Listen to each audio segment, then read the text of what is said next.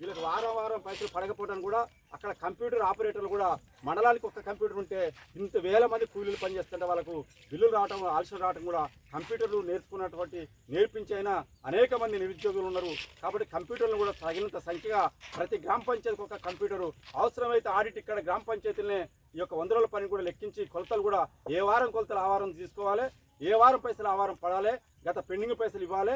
అదేవిధంగా ఉపాధి పని చేస్తున్నప్పుడు వడదెబ్బకి ఎవరైనా చనిపోతే వాళ్ళకు 10 లక్షల రూపాయలు ఎక్స్గ్రేస్ చేయాలని చెప్పి అనేక రకాలుగా ఈ యొక్క చట్టంలో ఉన్నప్పుడు కూడా ఈ చట్టాన్ని అమలు చేయట్లేదు. అదేవిధంగా ఇవాళ బయట పని చేద్దానికి ఇవాళ వ్యవసాయం పని లేకపోయినట్టు వేరే పని లేదు. ఇవాళ ఒకప్పుడు ఉపాధి కూలీలకు ఎక్కడికో భీమండికో సూరత్కో హైదరాబాద్కో పోయేది. ఇవాళ అక్కడ కూడా అడ్డ మీద కూలీలుగా ఉండి సుతారి పని తప్ప, రిక్షా దొక్కడం తప్ప, ఆటోలు తోలడం తప్ప వేరే ఫ్యాక్టరీ ఇక్కడ పరిశ్రమలు రాలేదు. కాబట్టి నిరుద్యోగులు ఇక్కడ ఇళ్లలో పని చేసుకోవాల్సిన పరిస్థితి. ఇవాళ మిరపకాయ తోటలు తిట్టడానికి కూడా ఇక్కడ అవకాశం లేదు. ఏ పని లేకుండా నిరుద్యోగంతో చదువుకున్న పిల్లలు కానీ ఇక్కడ ఉన్నటువంటి వ్యవసాయ కుటుంబాలు కానీ ఇవాళ 100 రోజుల పని పైసలు వస్తేనే ఇవాళ కూరగాయలు కొనుక్కున్నా, పాలు కొనుక్కున్నా, పిల్లలు చదివించుకోవాలన్నా కొంత ముద్ద తీరడానికి 100 రోజుల పని పైసలు అనేది ఆసరం ఉంటుంది. అందుకని వీళ్ళు వలస పోకుండా వేరే వాళ్ళకు పోకుండా తమ ఇల్లుని తన గొడ్డు గోదను చూసుకుంటూ ఇక్కడ బ్రతకడం కోసం ఉపాధి కూలీని అరికట్టడం కోసమే ఈ యొక్క దీనికోసం 100 రోజుల పని వచ్చింది. అయినప్పుడు కూడా ప్రభుత్వం ఈ నిధులు కేటాయించకుండా ప్రతి సంవత్సరం 20,000 కోట్లు 30,000 కోట్లు బడ్జెట్లో ఇది పెంచాలి. 100 రోజుల కూలీలు రోజు రోజు పెరుగుతున్నారు. ప్రతి అడిగినటువంటి వ్యక్తికి జాబ్ కార్డు ఇవ్వాలి. జాబ్ కార్డు ఇవ్వట్లేదు. ఇచ్చినా 100 రోజుల పని చెప్పట్లేదు. 100 రోజులు 50 రోజులు చేస్తారు. ఆ 50 రోజుల పైసలు కూడా పడట్లేదు. గత 4 సంవత్సరాల నుంచి 5 సంవత్సరాల నుంచి కూడా మనం పక్కనే ఉన్న కోడిపుంతంలో వాళ్ళు పనే బంద్ పెట్టారు. ఎందుకు బంద్ పెట్టారు అని మనం అడిగితే పోయినసారి ఇట్లా తనిఖీకి పోతే అన్న మీరు 2-3 ఏళ్ళ బట్టి మీకు పని చేసిన పైసలు రావట్లే, మాకు చేతిలో బొగ్గలు వస్తాయి, చెమటగారంగా ఎర్రటెండల ధూపకు నీళ్లకు పోయి కూడా మేము చేసాం, మాకు పైసలు రావట్లేదు, ఈ పని ఎందుకు దండగ పని అంటే ప్రజలే ఈ పని దండగ అనుకొని బంద్ చేస్తే ఈ పథకాన్ని తీసేయాలని చెప్పి ప్రభుత్వం కుట్ర చేస్తుంది. కాబట్టి ఇది కొట్లాడి తెచ్చుకున్నాం. అనేక సంవత్సరాలు 2005కి ముందు కొట్లాడి వలసలు అరికట్టాలి, ప్రజలు బతకాలి, ఎవరు ఊళ్ళో వాళ్ళు బతకాలి. మనకు గొడ్డో గోదో మేక ఉంటుంది. ఇది వదిలిపెట్టి హైదరాబాద్ పోయి అటుపోయి బరి ఉండదు. కాబట్టి ఆయన ఊరిని పట్టుకొని, ఆయన ఇల్లు పట్టుకొని, గుంటూరు సెంటర్ పట్టుకొని ఉన్న ఊళ్ళోనే కూలి దొరకాలని చెప్తేనే అప్పుడు ఉపాధి కూలి అనేటువంటి పార్లమెంట్లో చట్ట రూపంలో వచ్చింది. కానీ దీన్ని అమలు చేయడంలో ప్రభుత్వం ఏం చేయట్లేదు. మరి దీనికి సామాజిక తనిఖీ అని చెప్పి లేదు అవినీతి జరిగిందని చెప్పి కూలీలు ఏదో తీయకుంటేనే గుంటలు తీసినట్టుగా బిల్లులు తీసుకుంటారని, లేకపోతే ఫీల్డ్ అసిస్టెంట్ మేట్లో కుమ్మక్కై వీళ్ళు దొంగ ఆధారాలు వేసుకుంటారు, దొంగ పని చేస్తారని చెప్పి ఇక్కడ మేట్లనే దొంగలు చేస్తారు, ఫీల్డ్ అసిస్టెంట్ దొంగలు చేస్తారు, అక్కడ కూలీలు కూడా దొంగలు చేస్తారు. కానీ ఈ 3 వర్గాలు కూడా ఫీల్డ్ అసిస్టెంట్లు కానీ, మేట్లు కానీ, కూలీలు కానీ వీళ్ళు పని చేస్తారు. ఎప్పుడో 6 నెలలకు వస్తే ఆ బొంద ఊడిపోతుంది. నువ్వు బొంద తీసినట్టుగా ఎప్పుడైతే తీసుకోవాలి. కానీ 6 నెలల తర్వాత వచ్చి సామాజిక తనిఖీ అంటే బొడగొట్టతనంలో అవినీతి జరిగింది, 50,000 కోట్లు పోయినాయి, 60,000 కోట్లు పోయినాయి అని చెప్పి ఇవాళ దొంగతనం అనేటువంటిది మనకు అంటగడతారు. ఖబర్దార్ బిడ్డ, ఈ చట్టాన్ని అమలు చేయాలంటే ఏ వారం తీసిన గుంటలు ఆ వారం కొలవాలి, ఫీల్డ్ అసిస్టెంట్లకు జీతాలు ఇవ్వాలి, మేట్లకు కూడా గౌరవేతనం ఇవ్వాలి, కూలీలకు ఏ వారం పైసలు ఆ వారం ఇవ్వాలి. అది కూడా 285 రూపాయలు. అంటే మీటర్ లోతు మీటర్ ఎడుపు తీస్తే 280 రూపాయలు ఇవ్వాలని చట్టం చెప్తాను. మరి అంత లోతు దిగదుగా ఇప్పుడు ఒక అన్నాడు, దిగినప్పుడు లోతు మీటర్ దిగపోయినా 1/2 మీటర్ ఎడుపుతోటి 2 మీటర్ల పొడుగు తీయాలి. లోతు దిగితే మీటర్ ఎడుపు మీటర్ తీయాలి. లోతు దిగినప్పుడు మన చేతులు బొగ్గలు వస్తాయి, గడప దిగుతలేదు. అట్టప్పుడు మనం 2 మీటర్ల పొడుగు తీసి 1/2 మీటర్ ఎడుపు తీసినా కూడా అది కూడా క్యూబిక్ మీటర్ కిందకి వస్తుంది. ఆ 285 రూపాయలు గత 10 ఏళ్ల కింద పెంచారు. కానీ 10 ఏళ్ల నుంచి డీజిల్, పెట్రోల్, కూరగాయలు, నూనె, ఉప్పు, పప్పు మనం కొనుక్కునే డబల్ త్రిబుల్ అయినాయి. కాబట్టి 600 రూపాయలు మనం పని చేసుకోవాలి. మనలు కూడా ఏం చేస్తారు, అటు వచ్చి ఆధారేసుకుని పోతుంది. ఆధారేసుకునే పని కాదు.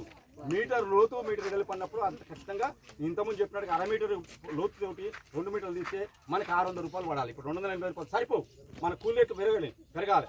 అందుకని బడ్జెట్లో కూడా ఇది ఏటా 1,50,000 కోట్లు పెంచుతుంది తప్ప మనకు నిజమైన వేతనం రాదు. కాబట్టి ప్రజలారు మీరంతా కూడా అర్థం చేసుకొని 600 రూపాయలు కూలి వచ్చే వరకు మీటర్ లోతు మనం ఖచ్చితంగా చేయాలి. మనం ఏదో ఆధారేసుకొని పోయి మనం ఏమో దొంగలం కాదు, కష్టం చేసేవాళ్ళమే. కాబట్టి దొంగ ఆధారాలు అయితే ఫీల్డ్ అసిస్టెంట్కి ఏమి రాదు, మన మేట్కి ఏమి రాదు, మనకేం రాదు. పైన ఆఫీసర్లు దొరుకుతారు మన పేరుతోటి. కాబట్టి ఆఫీసర్లు చేసే దొంగతనానికి ఇక్కడ కూలీలను అంటగడతారు. నిజంగా ఆఫీసులలో దొంగతనం జరుగుతుంది, మన పేరు మీద ఆధారాలు పడతాయి, బిల్లు వస్తుంది. మనకి ఎంత బిల్లు ఇచ్చిందో మనకు జరుగుతుంది. అవినీతి అనేది పైన జరుగుతుంది, కమిషన్ల కోసం జరుగుతుంది. మనం దొంగలం కాదు, ఫీల్డ్ అసిస్టెంట్ కాదు, మేట్లు కాదు, కూలీలు కాదు.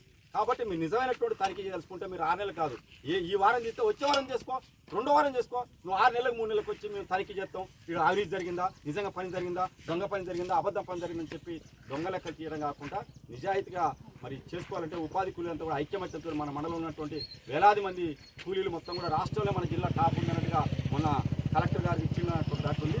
కానీ మరి ఇవాళ 5 వారాలు ఇక్కడ మనం ముఖ్య సిరిని అడిగితే 5 వారాలు రాలేదు. మరి ఏ వారం పైసలు ఆ వారం రాకపోతే మరి ఉపాసం ఉండాలా? ఇవాళ ఏ పని లేదు, ఈ పైసలతోనే మనం బతకాలి. మళ్ళీ వ్యవసాయం వస్తే మనం అడ్డుపోతాం, వ్యవసాయాలు పెట్టుబడికే కావాలి. కాబట్టి మనకు ఈ 100 రోజుల పనిని 200 రోజులు పని చేయాలని చెప్పి 600 రూపాయలు కూలి పెంచాలని చెప్పి ఇంతమంది చెప్పినట్టు మెడికల్ కిట్ ఉండాలి, ఓఆర్ఎస్ ప్యాకెట్లు ఉండాలి, వీళ్ళకి కూడా జీతాలు ఇవ్వాలి. వీళ్ళకి వేరే పనులు చెప్పొద్దు, ఫీల్డ్ అసిస్టెంట్కి ఇదే పని ఒప్ప చెప్పాలి. కంప్యూటర్ కూడా గ్రామ పంచాయతీ ఒకటి ఉండాలి, లేదా మండలంలో పెంచాలి. ఇక్కడ పెట్టడం కుదరకపోతే ఎండిఓ ఆఫీస్లో కనీసం ఒక 30 కంప్యూటర్లు ఉండాలి. వేలాది మంది కూలీలకు ఒక కంప్యూటర్ ఏం చేస్తుంది? అందుకనే మీకు బిల్లులు ఆలస్యం అవుతాయి. కాబట్టి ఇట్లాంటి వాటి మీద మనం చేయాలంటే కేవలం ఇక్కడ పనికానే కాదు, ఈ వారం మొత్తం కూడా మేము అన్ని గ్రామాలు తిరుగుతాను, సర్వే చేస్తాను రైతు సంఘం తరఫున. ఒక వారం తర్వాత సోమవారం చూసి ఏ వారం అయితే సోమవారం వస్తుందో ఆ వారం సోమవారం నాడు ఈ మండలంలో ఉన్న ఉపాధి కూలీలంతా కూడా మనంతా ఎండిఓ ఆఫీసులో ముట్టడించాల్సి ఉంటుంది. అట్లా ముట్టడిస్తేనే ఎండిఓ గారి నుంచి కలెక్టర్ నుంచి ముఖ్యమంత్రి రేవంత్ రెడ్డికి ముడుతుంది. అప్పుడు మాత్రం 100 రోజుల పని మీద దృష్టి పెడతారు. ప్రభుత్వం ఏదైనా ఉండాలి, కేసీఆర్ ఉండొచ్చు, బీజేపీ ఉండొచ్చు, టీఆర్ఎస్ ఎవరైనా ఉండొచ్చు. ఉపాధి కూలీల చట్టం లేదేంతో ఆ చట్టాన్ని ఉన్నట్టుగా అమలు చేసుకోవాలంటే మనంతా కలిసికట్టుగా మన రకరకాల పార్టీలు ఇవాళ ఇక్కడ ఉన్న వాళ్ళంతా కూడా అనేక పార్టీలు ఉండొచ్చు. ఏ పార్టీలు ఉన్నప్పటికీ కూడా మన ఉపాధి కూలీల యొక్క చట్టాన్ని కొట్లాడి తెచ్చుకున్నటువంటి ఈ పనిని బొందబెట్టాలని కేంద్ర ప్రభుత్వం నిధులు తగ్గిస్తూ ఉంది.